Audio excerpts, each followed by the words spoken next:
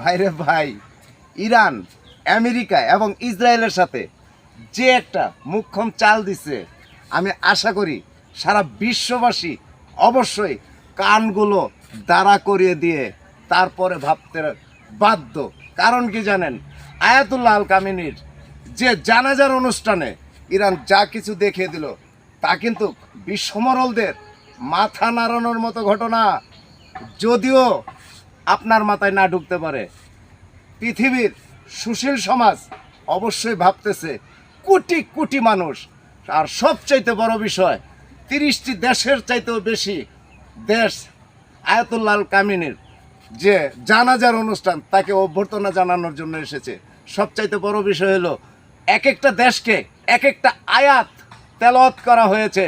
ভাই, আয়াতগুলা অবশ্যই ভেবে দেখবেন সেই আয়াতে কি বলছে। ইরান সাচ্চা মুসলমান।